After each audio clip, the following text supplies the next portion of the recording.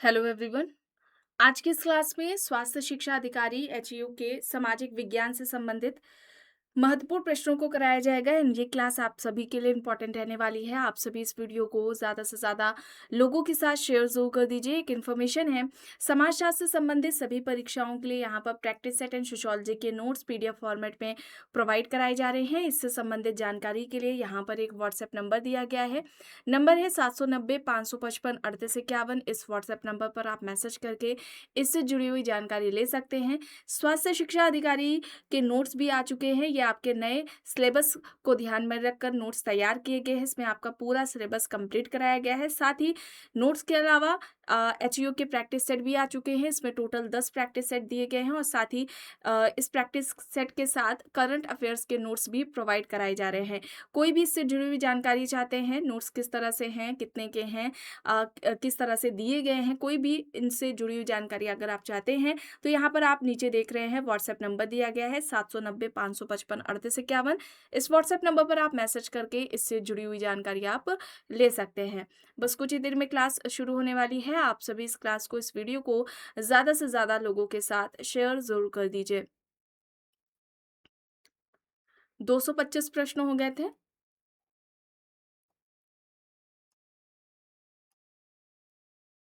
यहाँ तक हो गया था। चलिए देखिए, प्रश्न है, एड्स का रोगी होने पर नौकरी से निकाल देना किस तरह का भेदभाव है? तार्किक भेदभाव, सामाजिक और मानवीय अधिकारों का उल्लंघन, कंपनी का नियम या सुरक्षित है? यहाँ पर विकल्प दिया गया है। यहाँ पर क्या हो जाएगा?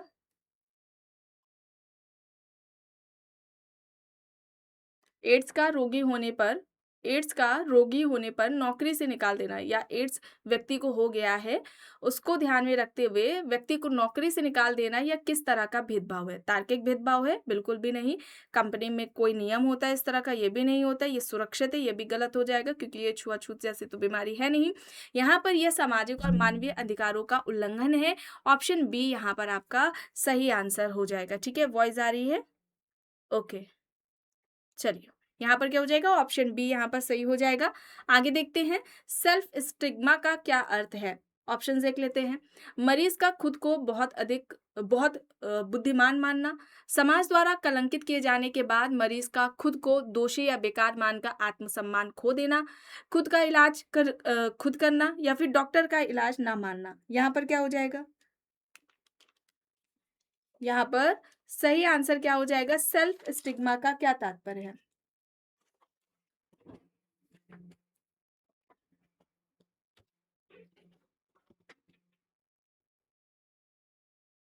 यहाँ पर समाज द्वारा कलंकित किए जाने के बाद मरीज भी खुद को दोषी या बेकार मानकर आत्मसम्मान खो देता है। ठीक है, तो यहाँ पर क्या हो जाएगा? ऑप्शन बी यहाँ पर आपका सही आंसर हो जाएगा। एचयू के रूप में आप मानसिक रोग के स्टिग्मा को कैसे दूर करेंगे? ऑप्शंस है, इसे हंसी का विषय बनाना, इसे बुखार या मधुमेह की तरह ही एक समान स्वास्थ्य समस्या के रूप में पेश करना, या फिर कहना कि ये सब मन का वहम है, मरीजों को अस्पताल ना जाने की सलाह देना।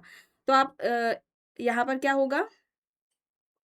ऑप्शंस बिल्कुल ही आसान है सारे। यहाँ पर क्या होगा? इसे बुखार या मधुमेह की तरह ही एक समान स्वास्थ्य समस्या के रूप में पेश करना। ऑप्शन बी यहाँ पर सही आंसर हो जाएगा। कुष्ठ रोग के मरीज को कोढ़ी कहना क्या है? एक वैज्ञानिक संबोधन है, अपमानजनक लेबल जो कलंक को बढ़ाता है, प्यार का संबोधन है, या फिर गांव के मुखिया का नाम है? कुष्ठ रोग के मरीज को कोढ़ी कहना क्या है? यहाँ पर क्या हो जाएगा?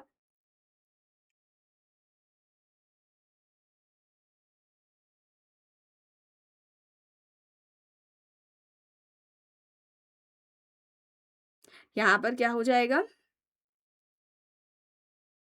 यहाँ पर अपमानजनक लेबल जो कलंक को बढ़ाता है। ठीक है, ऑप्शन बी यहाँ पर राइट आंसर हो जाएगा। शब्दों का चयन कलंक को कम या ज्यादा कर सकता है। ठीक है, तो अपमानजनक जो लेबल होते हैं कलंक को बढ़ाएंगे। ऑप्शन बी यहाँ पर सही होगा। सामाजिक दूरी का क्या अर्थ है? सामाजिक दूरी आपने समाजशास्त्र में पढ़ा है। सामाजिक दूरी का पैमाना किसने दिया है? बुगाडस ने। अब यहाँ पर ऑप्शंस देखिए, अस्पताल की दूरी, समाज का किसी बीमारी वाले व्यक्ति से शारीरिक और भावात्मक दूरी बना लेना, शहरों से गांव की दूरी, डॉक्टरों से मिलने का समय यहाँ पर दिया गया है। सामाजिक दूरी क्या है? इसे हम क्या कहेंगे? हालांकि यहाँ पर सामाजिक दूरी वहाँ पर वो पैमाना दिया गया था। समाजशास्त्र में आपने पढ़ा है, सामाजिक शोध में। यहाँ पर क्या होगा?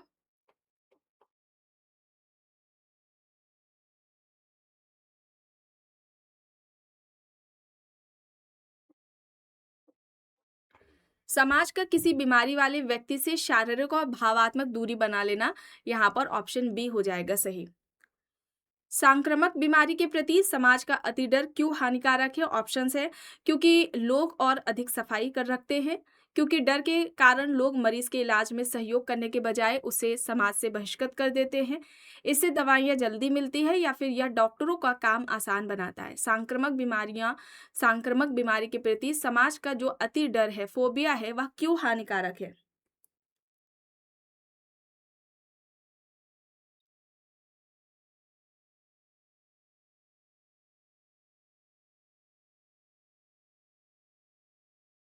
यहाँ पर सही क्या हो जाएगा? क्योंकि डर के कारण लोग मरीज के इलाज में सहयोग करने के बजाय उसे समाज से बहिष्कृत कर देते हैं। ऑप्शन बी यहाँ पर आपका सही आंसर हो जाएगा।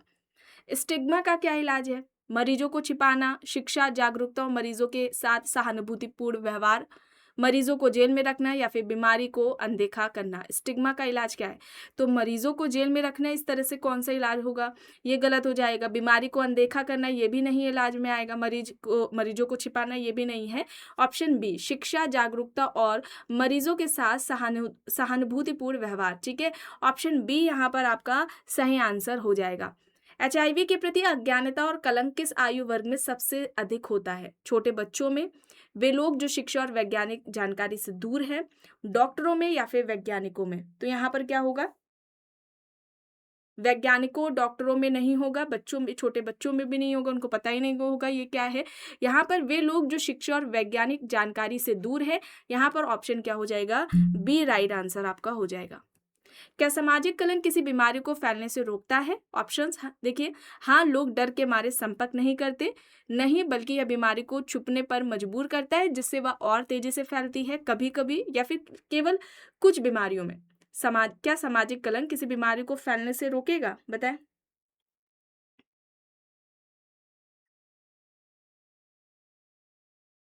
यहाँ पर सही क्या हो जाएगा?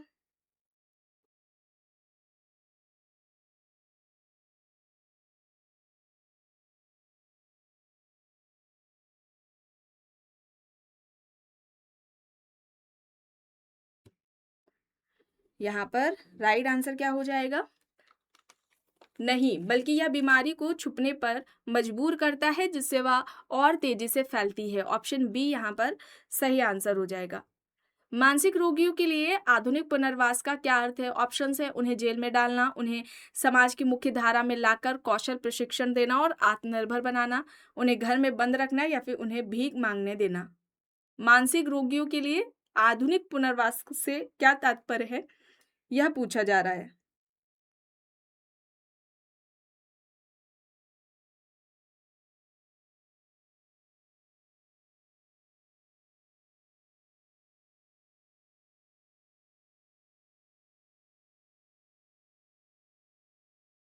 यहाँ पर क्या हो जाएगा?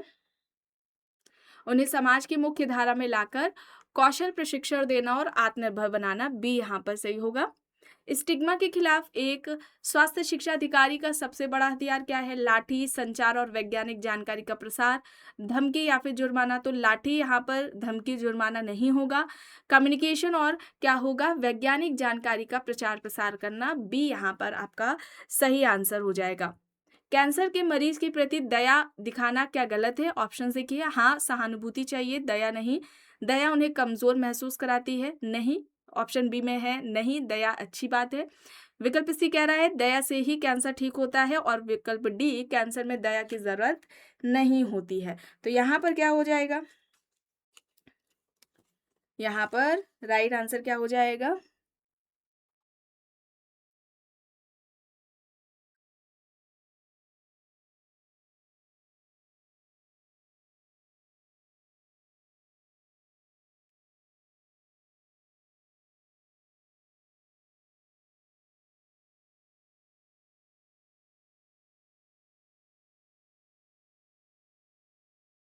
यहाँ पर ऑप्शन बी होगा। ठीक है, विकल्प बी यहाँ पर क्या होगा, राइट आंसर आपका हो जाएगा। चलिए आगे देखते हैं। मिथक और पूर्वाग्रह में क्या समानता है? दोनों वैज्ञानिक है, दोनों गलत सूचनाओं पर आधारित होते हैं और समाज को नुकसान पहुंचाते हैं, दोनों इलाज में मदद करते हैं या फिर दोनों ही डॉक्टरों द्वारा बनाए जाते हैं। क्या होगा यहाँ पर?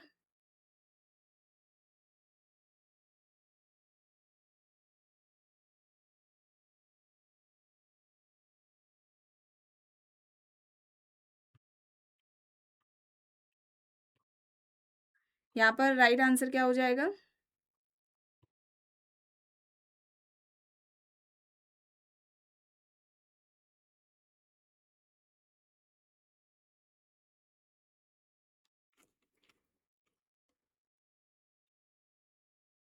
दोनों ही गलत सूचनाओं पर आधारित होते हैं और समाज को नुकसान पहुंचाते हैं।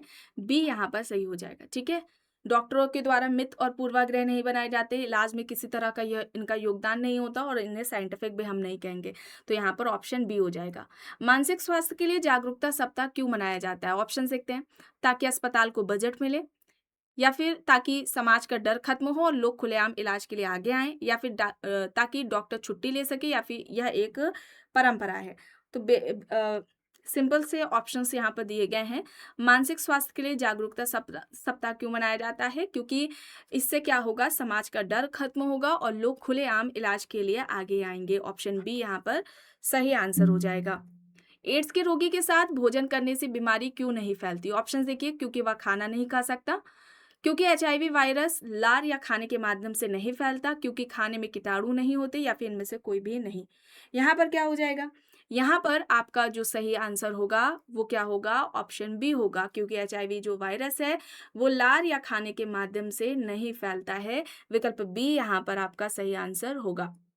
अंत में स्वास्थ्य शिक्षा अधिकारी के रूप में आपका लक्ष्य क्या होना चाहिए? ऑप्शन देखिए। केवल टीकाकरण करना, एक ऐसा समाज बनाना जहां बीमारी के बजाय बीमारी के कलंक को मिटाया जाए, या फिर शहरों में अस्पताल बनाना, या फिर दवाइयों का रिकॉर्ड रखना। स्वास्थ्य शिक्षा अधिकारी के रूप में आपका लक्ष्य क्या होना चाहिए?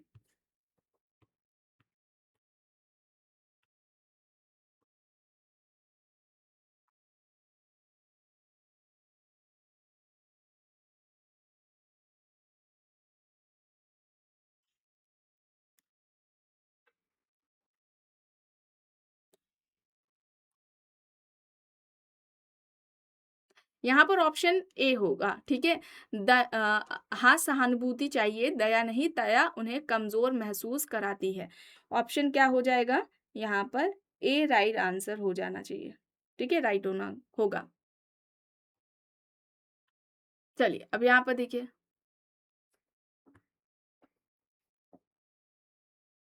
यहाँ पर क्या हो जाएगा? एक ऐसा समाज बनाना जहाँ बीमारी के बजाय बीमारी के कलंक को मिटाया जाए। बी यहाँ पर सही होगा।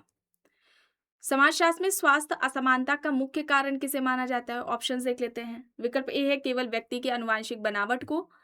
विकल्प बी समाज में धन, शक्ति, जाति और संसाधनों का असमान वितरण। विकल्प सी भौगोलिक मौसम में बदलाव, या फिर विकल्प डी अस्पतालों की आधुनिक तकनीकी। समाजशास्त्र में स्वास्थ्य असमानता का मुख्य कारण किसे माना जाता है?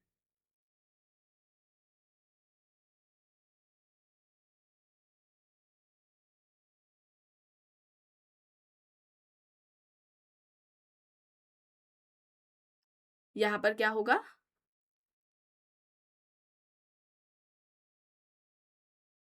Option B. ठीक है, बी होगा। समाज में धन, शक्ति, जाति और संसाधनों का असमान वितरण। ठीक है, बी यहाँ पर राइट होगा। स्वास्थ्य असमानता केवल जैविक अंतर नहीं है, इसे आप ध्यान में रखेंगे। ठीक है, ये इस बात पर भी निर्भर करता है कि व्यक्ति का सामाजिक संरचना में स्थान क्या है। ठीक है, अगर वह गरीब या निचली जाति या वंचित वर्ग वर्ग का है, तो उसके पास क्या होंगे? इलाज और पोषण के जो साधन होंगे वो भी सीमित मात्रा में होंगे। ठीक है, तो बी यहाँ पर सही हो जाएगा। आगे देखते हैं, वर्ग असमानता स्वास्थ्य को किस तरह से प्रभावित करती है? ऑप्शंस हैं। उच्च वर्ग के लोग अधिक बीमार होते हैं, या फिर निम्न वर्ग के पास स्वास्थ्य सेवाओं के लिए भुगतान करने की क्षमता कम होती है, जिससे वे इलाज से वंचित रह जाते हैं। या फिर विकल्प देखिए सी है, वर्ग व्यवस्था का स्वास्थ्य से कोई संबंध नहीं है। डी कह रहा है गरीब लोग अपनी मर्जी से अस्पताल नहीं जाते। वर्ग असमानता स्वास्थ्य को किस तरह से प्रभावित करती है? तो यहाँ पर क्या होगा, निम्न वर्ग के पास स्वास्थ्य सेवाओं के लिए भुगतान करने की जो क्षमता होती है वो कम होती है, जिससे वे इलाज से वंचित रह जाते हैं। बी यहाँ पर आपका सही आंसर हो जाएगा। स्वास्थ्य के क्षेत्र में लिंग असमानता का एक प्रमुख उदाहरण इनमें से कौन सा है? पुरुषों को अधिक दवाइयां मिलना, किशोरी और गर्भवती महिलाओं में एनीमिया यानी कि जो रक्त अल्पता है उसकी उच्च दर और उनकी स्वास्थ्य आवश्यकताओं की उपेक्षा, महिला डॉक्टरों की संख्या में कमी, या फिर केवल पुरुषों का बीमार होना। स्वास्थ्य के क्षेत्र में लिंग असमानता का प्रमुख उदाहरण क्या है?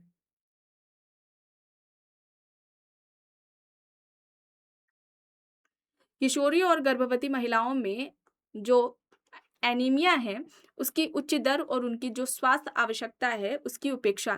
ऑप्शन बी यहाँ पर सही होगा। जातीय समानता के कारण किस वर्ग को स्वास्थ्य सेवाओं में सबसे अधिक कठिनाई का सामना करना पड़ता है? ऑप्शन से उच्च जाति के भूस्वामियों को, हाशिए पर रहने वाले दलित, आदिवासी और वंचित समुदायों को, केवल शहरी व्यापारियों को, या फिर सरकारी अधिकारियों को। जातीय समानता के कारण किस वर्ग को स्वास्थ्य सेवाओं में सबसे अधिक कठिनाई का सामना करना पड़ता है?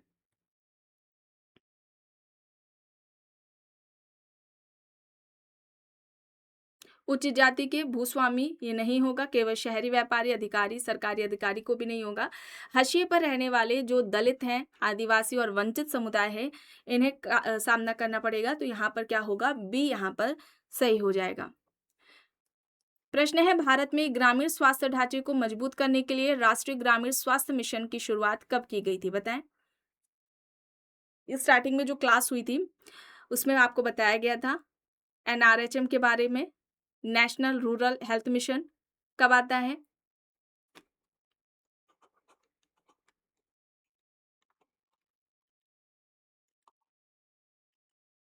यहाँ पर क्या होगा?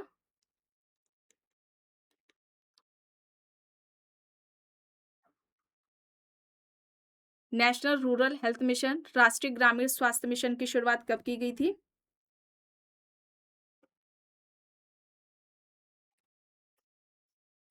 इसकी शुरुआत कब की गई थी? 12 अप्रैल 2005 को। बी यहाँ पर राइट होगा। और नेशनल अर्बन हेल्थ मिशन यानी कि राष्ट्रीय शहरी स्वास्थ्य मिशन की जो शुरुआत है वो कब की जाती है? 2013 में की जाती है। ठीक है, इसे आप याद रखेंगे। और यहाँ पर अगर हम नेशनल रूरल हेल्थ मिशन की बात करें, ये कब आता है? 2005 में आता है। और नेशनल अर्बन हेल्थ मिशन की बात करें तो 2013 में आता है। इन दोनों को जोड़ करके क्या बनता है? Health mission. ठीक है, नेशनल हेल्थ मिशन बनता है, एनएचएम बनता है कब? 2013 में। ये याद रखेंगे। ठीक है, पूछा जा सकता है किनका विलय करके नेशनल हेल्थ मिशन बनाया गया। तो नेशनल रूरल हेल्थ मिशन और नेशनल अर्बन हेल्थ मिशन को जोड़ करके नेशनल हेल्थ मिशन बनता है। ठीक है, चलिए आगे देख लेते हैं। प्रश्न है, एनआरएचएम के तहत ग्रामीण स्तर पर स्वास्थ्य जागरूकता फैलाने वाली आशा का पूर्ण नाम क्या है?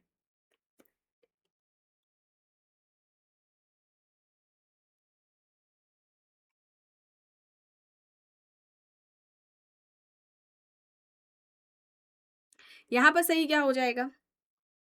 यहाँ पर ऑप्शन बी। ठीक है, विकल्प बी यहाँ पर आपका राइट आंसर हो जाएगा। आगे चलते हैं, देखते हैं।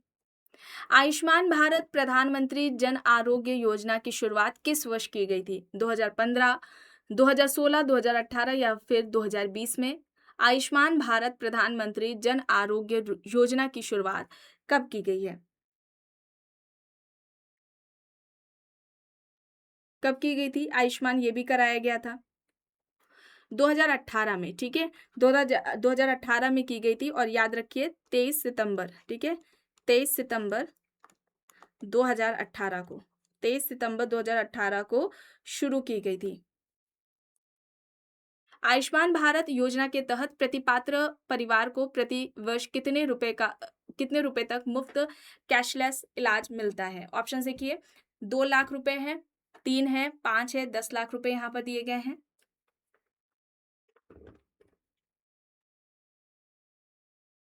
यहाँ पर क्या होगा? 5 लाख होगा, ठीक है, 5 लाख होगा, सी यहाँ पर सही होगा। आखिरी प्रश्न है, आयुष्मान भारत योजना के अंतर्गत हेल्थ एंड वेलनेस सेंटर्स का नया नाम बदल करके क्या कर दिया गया है? आयुष्मान मंदिर, आयुष्मान आरोग्य मंदिर, आरोग्य निकेतन है, कल्याण स्वास्थ्य केंद्र यहाँ पर दिया गया है।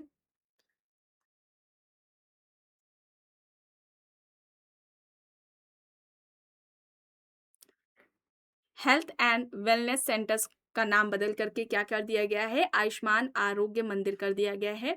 बी यहाँ पर सही आंसर हो जाएगा। तो आज के इस क्लास में बस इतना ही। आई होप ये क्लास आपको पसंद आई होगी। अगर पसंद आई है तो प्लीज़ लाइक करिएगा, कमेंट करके ज़रूर बताइएगा। चैनल पर अगर आप नए हैं तो चैनल को भी ज़रूर सब्सक्राइब कर लीजिएगा एंड इस वीडियो को जितना हो सके ज़्यादा से ज़्यादा लोगों के साथ शेयर भी ज़रूर करिएगा।